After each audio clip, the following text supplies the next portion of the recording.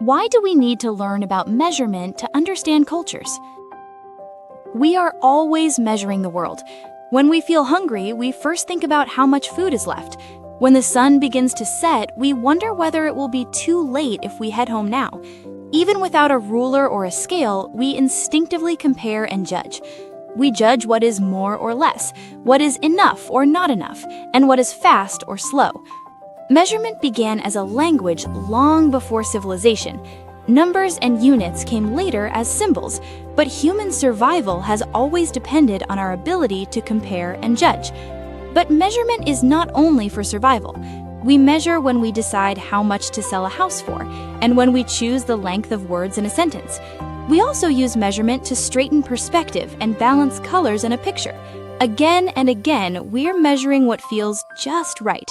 We set invisible standards and try to close the gap between ourselves and those standards.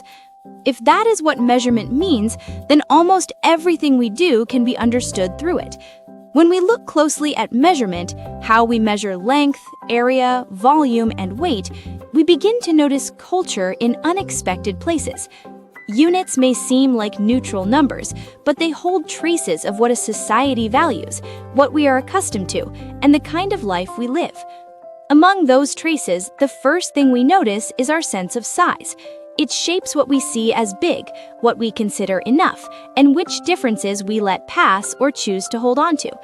When this sense differs, the same words can sound different, and the same actions can carry different meanings. In ancient China, people created standards such as pitch pipes to tune musical notes. When sound is fixed into a certain length, we can reproduce the same note again and again.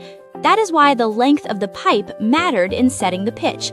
Connecting music to length and turning that length into a repeatable standard shows a sense of scale that seeks to build order from the smallest units. What is interesting is how that length was fixed. People turned to something familiar, such as millet, a type of grain. It was something we could hold in our hands, encounter every day, and count with ease. Things like this often become standards. Standards rarely come from far away. They usually grow out of everyday life. It is not surprising that many cultures developed units connected to agriculture. Measures such as the amount of land that could be farmed in a single day, or the size of a field that could grow enough rice to feed one family for a year, reflect a time when land was not simply space, but the foundation of survival and community. Today, we calculate area in square meters, but some societies understood area in terms of labor and time. For those societies, what mattered more than how much land they owned was how many people that land could feed. The gold weights used by the Akan people of West Africa also reflect their culture.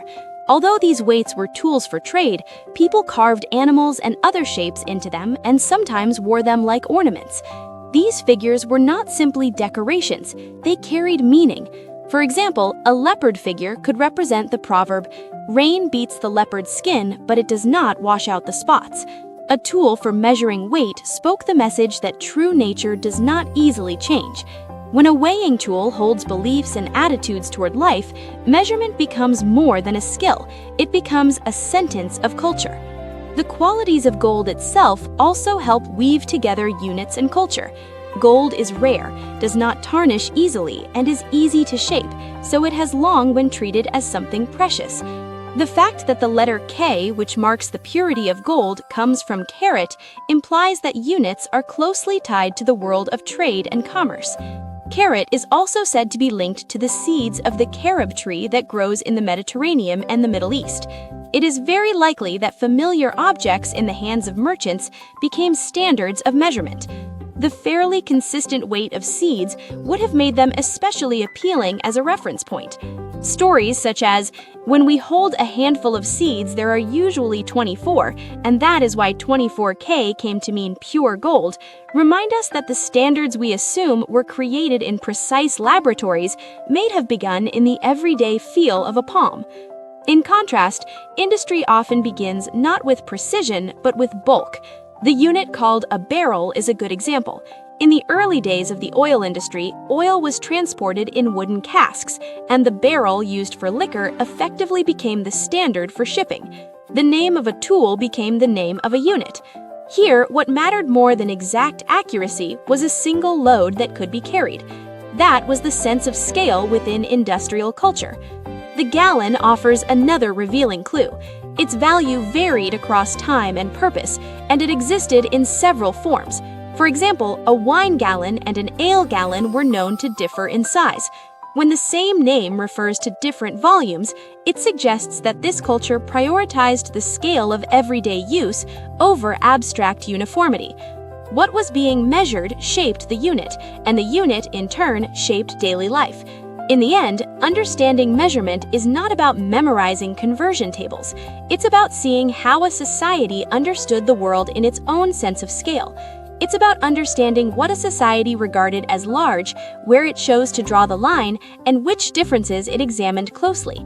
Units may appear to be just numbers, but they reflect the rhythms and preferences of daily life. That is why we need to learn about measurement to understand cultures. Culture remains not only in words, but also in units.